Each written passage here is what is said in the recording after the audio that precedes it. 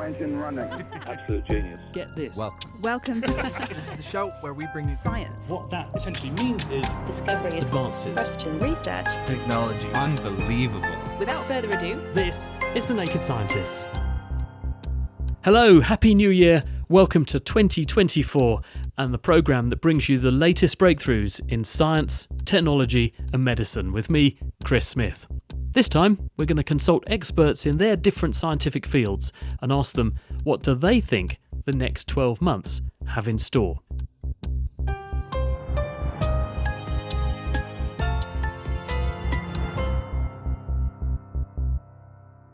We're going to look ahead to what 2024 has in store, at least scientifically speaking, in a number of key areas. And we begin with some of the biggest health problems that policymakers are likely to confront in the year ahead and what we can do about them.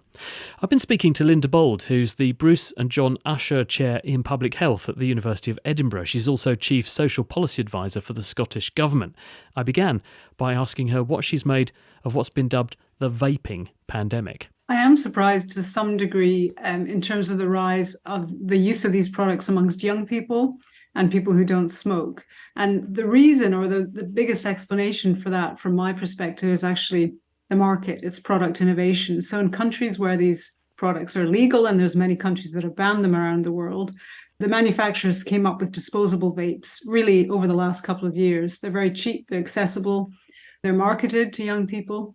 And that's what's driving the uptake.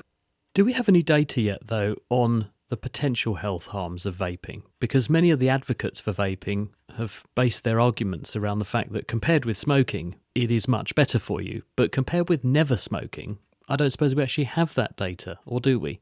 No, well, we have different kinds of data. So we know the relative risks from well-conducted studies that have been done in terms of short-term exposures. We also have basic science research where we do have real concerns. So cell line and rodent studies that certainly show there are respiratory effects, there are cardiovascular effects, and there may be carcinogenic cancer risks associated with it. But that's what we call preclinical research. So we don't know whether it will translate into humans. And those kinds of early studies don't always translate to humans, but there's certainly markers there. We also know that for people, for example, who have asthma or other respiratory conditions that might make them more sensitive to vaping, we have had some really unfortunate cases. And then finally, we know that the market is not regulated and there are illicit vapes. And if things get into the vapes that are really health harming, as we saw with what we call the EVALI outbreak in the USA with vitamin E acetate, then actually these devices could be really harmful. How are we going to get the genie back in the bottle? Youth vaping rates vary around the world, and if you can regulate, you can reduce use. And we've got really good evidence of this from other things like smoking. I mean, one of the biggest drivers is price. So if you make these devices, particularly disposables, much more expensive, young people are not going to be able to afford them. Young people are very price sensitive. Restricting marketing would certainly deter some youth use. So I really am confident that you're going to see more action on this. However, we don't want to put the genie completely back into the bottle because of the trials that I and others have done that show that for people who are heavily dependent on smoking, actually these devices can help them quit. So it's a very, very tricky balance to strike. Moving on to COVID, pandemics, the COVID inquiry and so on. What sorts of things have governments, both the UK government but also the devolved administrations, you're in Scotland for example, what sorts of things have been changed and are now in place to make sure that if we do have Disease X starting tomorrow, we will be more agile?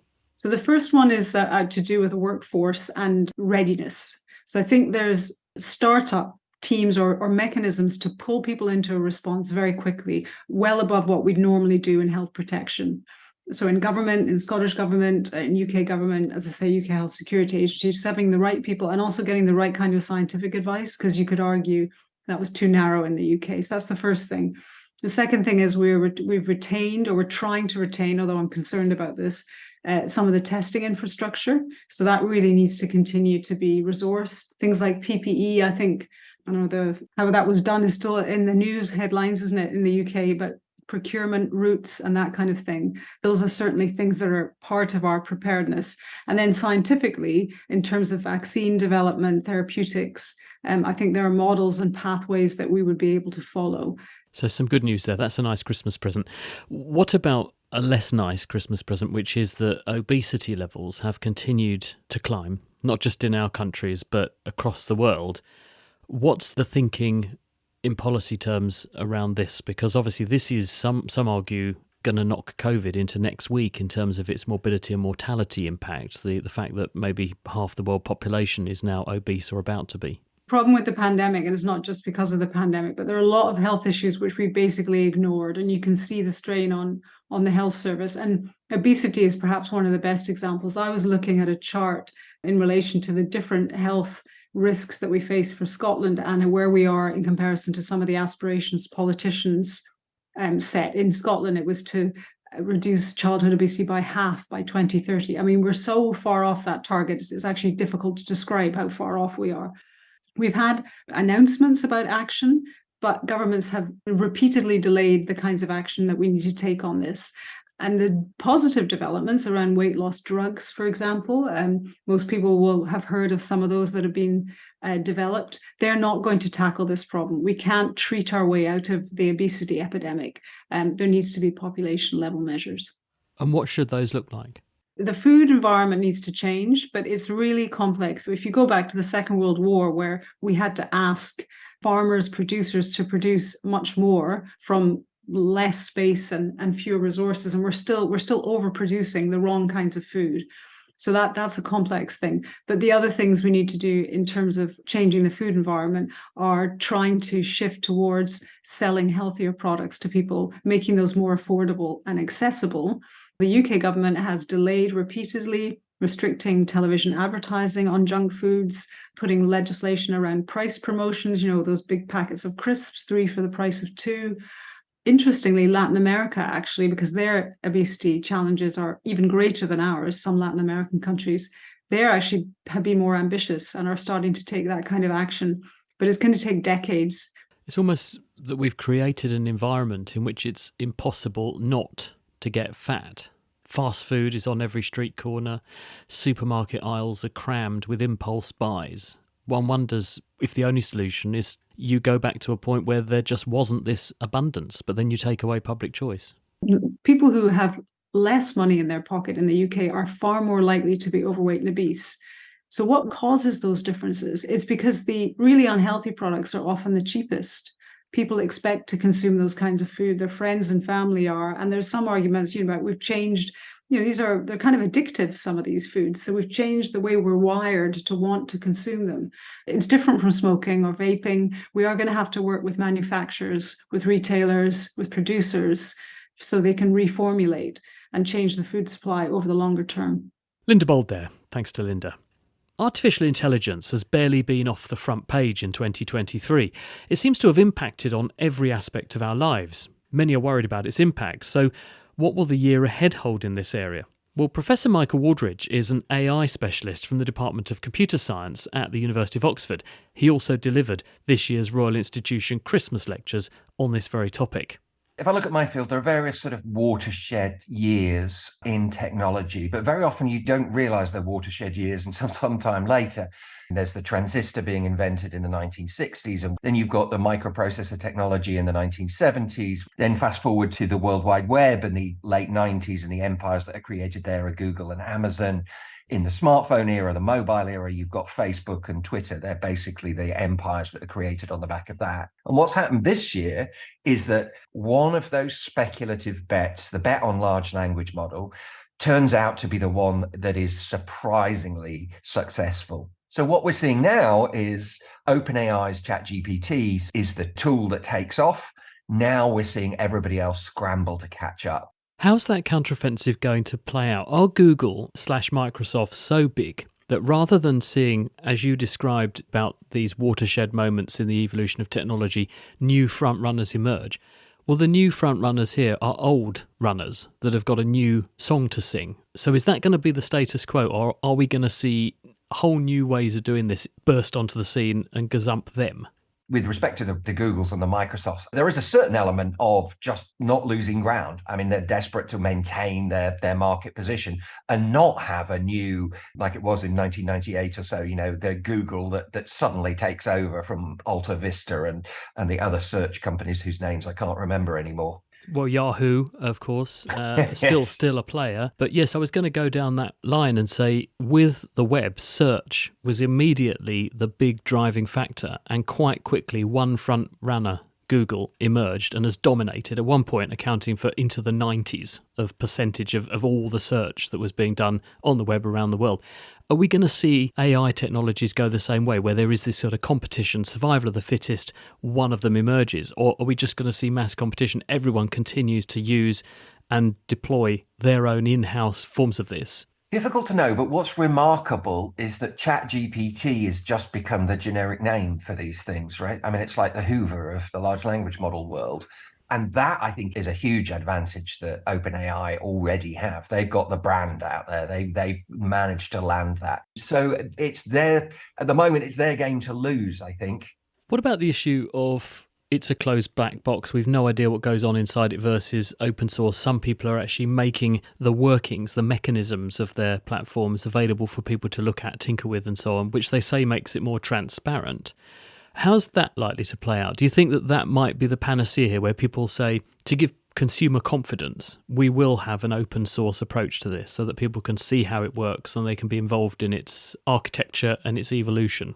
The open source large language model world has a very, very powerful advocate in the form of Yann LeCun, who's a head of AI at Facebook Research. And he very, very passionately believes that the open models are the other way forward. But open is quite a complicated story with respect to large language models. Firstly, there's the training data, the stuff that goes into it, the data that you use to actually build these models. And ideally, we would like to be able to see that data. For example, I would quite like to know the data that was used to train ChatGPT that relates to me. And there is some training data in there. I know that because it can answer questions about me. Then there's actually the code that was used with that training data to build the model. And ideally, we would like to be able to see that. But then finally, there's also what's called the runtime version of it, which is once you've trained the model, the version that you actually see. But also, there are all the processes. So for example, exactly what process did these companies use in order to decide what data went into the model? How did they screen that data? And also, we'd like to know how these things are tested. And even the advocates of open source very often aren't particularly keen on opening up all of those different elements. So it's quite a complicated story, and open doesn't necessarily mean as open as we might like. When we're speaking about training data, one of the things that I think a bit predictably actually has surfaced has been people, maybe quite rightly, saying it's obvious that you've used my copyright, my intellectual property, to train your system. So what's likely to emerge as the solution there if we're feeding the entire World Wide Web into these models, and therefore everyone's fruits of everyone's labours is being used to inform how they work, and someone ultimately is making money out of it? I could say, well, I want a slice of that pie. With respect to books get pirated. And it was a source of great frustration to me that my textbook that I wrote, the very first link that you found when you searched to it was to a pirated version. The difficulty here is works like that seem to have been ingested either knowingly or unknowingly, and the jury's a little bit out on whether the extent to which it was knowingly or unknowingly done. And they are therefore sort of implicitly there. But current copyright law wasn't really designed to deal with issues like this. So has my book actually been copied, while not in a conventional sense? Is it a derivative work? Not in a conventional sense. And if a model is trained on the other side of the planet, but then how does copyright law work there? So these are difficult issues. The companies that develop these models claim that this is a fair use. But this is one of those situations where, I think we're going to see things played out in the courts, and we will have to wait for the courts to make their rulings. The difficulty is courts don't move quickly, and the technology is moving very, very, very quickly. So in the meantime, there's going to be a lot of people that are very, very anxious about this. You've just given the Christmas lectures this year on this very topic of artificial intelligence and its inexorable march forward. It's for a young audience. What did they make of it? We try to do as responsible a job as we can about them getting excited about the beneficial applications. So, for example, we saw some really wonderful examples of how AI is used in healthcare. But the final lecture, we address the issues, and we touch on this issue, for example, in the section on arts. The issue of copyright is touched on there. But we raise the concerns that people have, concerns about misinformation, and we go to the really, really big ones, questions about existential risk and so on. We try and address those as well. But the lectures are designed to give this audience, who are going to be the first generation in history that are going to enter adulthood in the age of AI. We try to do as good a job as possible about educating them about what the technology is, so they're not under any illusion that there's a mind on the other side of the screen, what the technology means and what the risks are, as well as the potential beneficial applications. We are certainly living in exciting times, aren't we? That was Mike Wooldridge. The Naked Scientists podcast is produced in association with Spitfire, cost-effective voice, internet and IP engineering services for UK businesses. Find out how Spitfire can empower your company at spitfire.co.uk. Music in the programme is sponsored by Epidemic Sound, perfect music for audio and video productions. It's The Naked Scientists with me, Chris Smith, and we are looking at where science is likely to take us in 2024. Coming up, we've heard about AI in the year past, but how is AI going to revolutionise archaeology and anthropology in the year ahead? Before that, though, we're heading into space, because this year looks set to be very exciting in that realm too, with the Artemis 2 mission set to make a lunar flyby. I've been speaking to space scientist, author and former BBC editor David Whitehouse. Artemis 2 is a spectacular mission because for the first time in many decades, we are actually going somewhere in space. They have to start stacking the rocket and preparing it as early as February next year. So it's a year-long campaign as part of proving the capsule so that the capsule is ready for when it's part of a landing mission a bit later on. Why is everyone so interested in the moon? Why does this matter? Is it pushing the technology? Is it the opportunities that people foresee there? Why are they doing this? There are many reasons to go to the moon. It's something that brings the youngsters into science and technology. And that's important because we're going to be living in a century of science and technology. But of course, there's the development of the technology. There's the spending of the money, which is spent in companies, in firms, in developing services. And of course, there is going to the moon and understanding the moon, living in space as part of living further in space than living on the space station, and preparing for a mission to Mars. Because it was interesting to note that in a recent press conference with the crew of Artemis 2, NASA was prefacing every time it said about going to the moon as, this is part of our mission to Mars. So this is part of a longer term plan. Who is funding this? And what's the role for private companies? Because they are, to my mind, increasingly playing a bigger and bigger role in space activities, aren't they now? They are indeed. NASA is funding most of this, although there is part of it being funded by SpaceX with a lot of NASA money.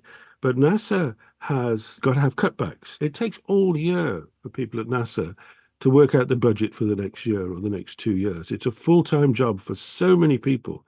And they've worked it out. For this year, it's 27.2 billion, and next year it's 27.7.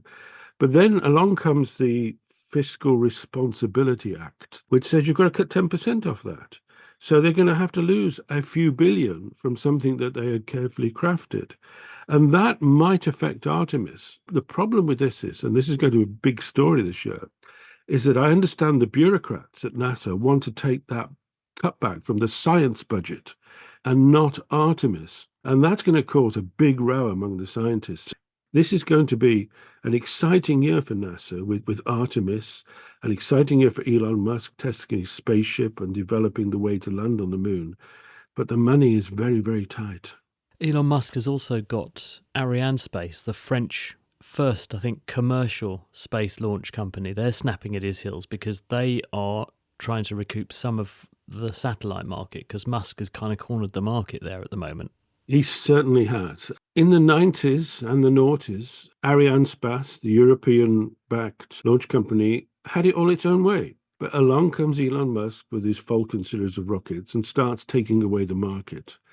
And it's interesting that I think the biggest customer for Ariane 6 over the next few years, when and if it does fly, is Jeff Bezos, Elon Musk's competitor, who's also wanting to put up over 3,000 small satellites to improve global broadband access, global internet access.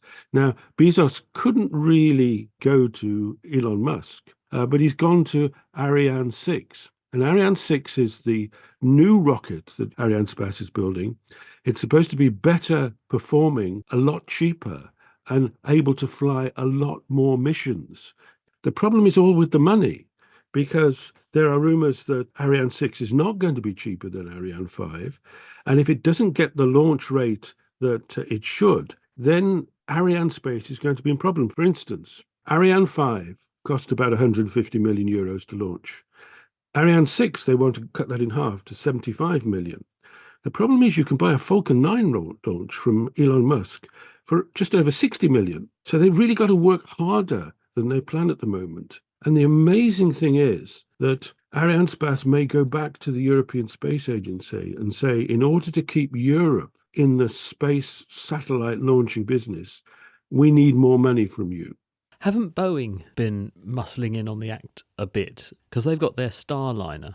Many years ago, when NASA's space shuttle retired, they only had the Russians to take astronauts to and from the space station, and that was politically untenable.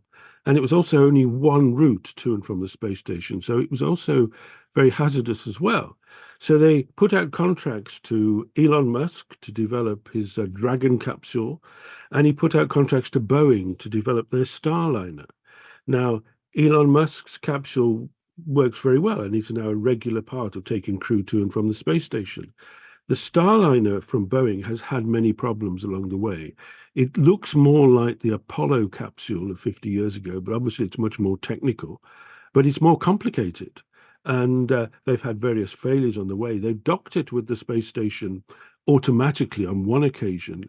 And in April, they're going to put people on board. There's going to be a crew of 2, which are going to go and dock with the space station, and I think spend a couple of weeks there and then come down again. So that's important, because not only does it give the United States 2 routes to and from the space station, but it also develops a whole load of technology which could be used elsewhere in the space program. So it's important that Boeing, after many technical problems in developing this capsule and failures and delays, I mean, this thing should have flown 4 or 5 years ago. Eventually, if they do get it to the space station with crew on board, that'll be a major hurdle. So this year, for the Americans, the human in space is vital. This is a crucial year for people traveling in space, not only with Artemis 2 and the development of Artemis 3, the landing on the moon, but also Boeing sending their Starliner into space. David Whitehouse there. Now, finally this week, we're going to have a look at what the field of archaeology might be turning up in 2024. I've been speaking to Emma Pomeroy from the University of Cambridge's Department of Archaeology. She's an expert on our Neanderthal relatives who lived alongside anatomically modern humans like us for more than 500,000 years before they finally disappeared about 40,000 years ago. She's been working at a remarkable site in northern Iraqi Kurdistan. This year's been busy as ever. We've been back in the field at Shamsar Cave, which is an important site mainly known for Neanderthal behaviour and also Neanderthal remains that were discovered there. It's a very large cave, actually. I mean, sometimes when we say cave, you think it's going to be kind of small and somewhere you have to almost kind of crawl into. But actually, it's a very large, open-mouthed cave, south facing, so probably made quite nice living conditions. It's in the foothills of the Barados Mountains, so it's not a high altitude, but there's quite a interesting landscape in terms of the sort of steep hills and valleys, large river nearby. You get quite strong seasonal fluctuations, really very hot in the summer, lovely temperatures for us at least in sort of the 20s in the spring and in the autumn, and then sometimes even snow in the winter, and a mixed habitat really. So over the summer you've got temperatures in the 40s, so all the kind of grass and things like that become very dried out, but certainly in the spring it's really remarkable, and actually the sort of display of flowers in the spring is really, really truly amazing. It's obvious to see why it would have drawn people, but were there people there all year round given those circumstances? from the data we have, we're not sure, but it's something that we're trying to sort of delve into more to understand. Were they there all year round? Are they using this in particular parts of the year and perhaps moving around the landscape to other places when climates are kind of less favourable? How would you get a handle on that sort of resolution? Because I presume, I'm not an archaeologist, you are, but I presume that you date the layers that you find the remains in, and that tells you roughly when back in history they were there. But can you get a snapshot of the seasons, of when things might have been laid down at the same time? I mean, the dating methods that we can use to tell us how many tens of thousands of years ago Neanderthals are there are not so precise that we can kind of say, oh, it's exactly 452,000 years ago and they were there in February.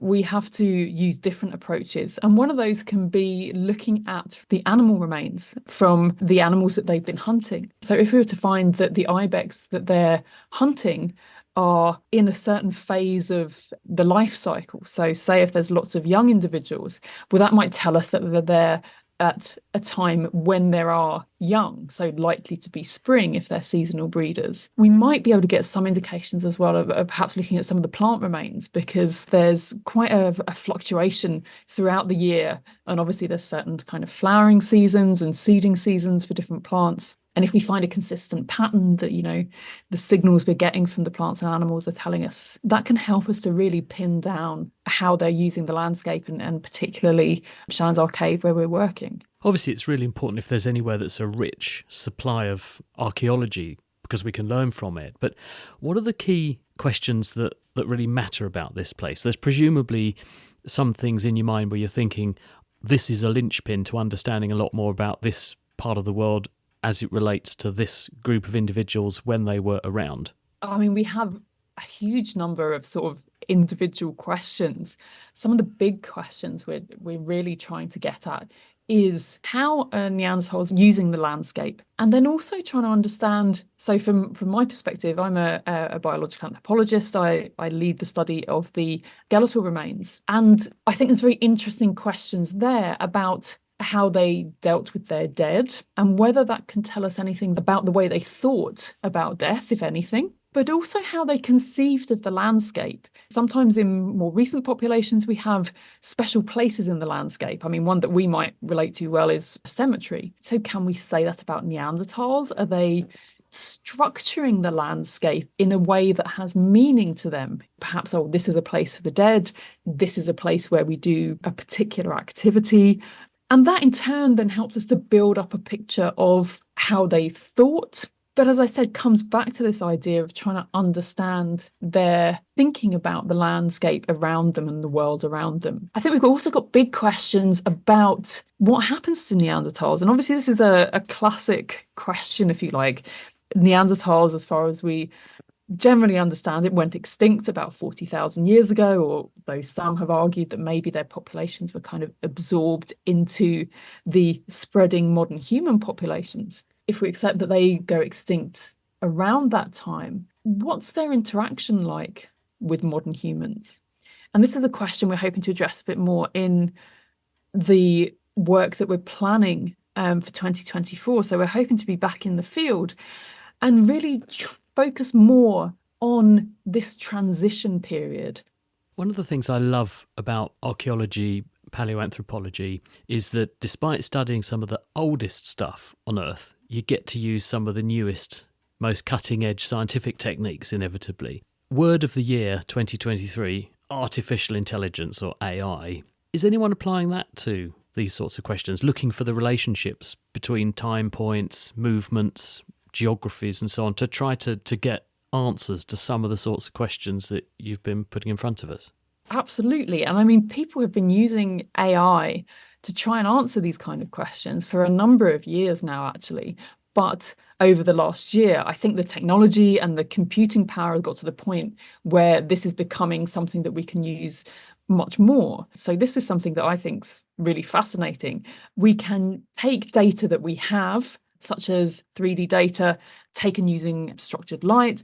We can use aerial photographs, for example, and so have images of sort of large geographic areas, and then actually use AI to predict where sites are like to be, or also to spot kind of structures that might actually be something archaeological. And this technology is really quite astounding. So one of the applications that I think is particularly amazing is that they can use this technology in the Amazon. So even where there's huge tree cover over the land, we can kind of strip that away and actually use the technology to spot where sites are, or equally predict where we think they should be based on availability of water, what the landscape's like, the pattern we know of other sites from that time period, so where people are tending to build or to occupy the landscape, and then use that to help guide our further studies. And that's just one example of where AI is kind of making a really big contribution in the field. Cambridge University's Emma Pomeroy. Well, that's it for this week. But just before we go, if you are looking to give us a gift this holiday season, then you can always donate to the programme and show us your support. Go to our website at nakedscientist.com/donate. We really appreciate it. Next time, our Titans of Science series continues with Debbie Prentice, the psychologist and also newly appointed Vice-Chancellor of Cambridge University. Tune in to hear what she has to say. The Naked Scientist comes to you from the University of Cambridge's Institute of Continuing Education. It's supported by Rolls-Royce. I'm Chris Smith. Thank you for listening. And until next time, goodbye.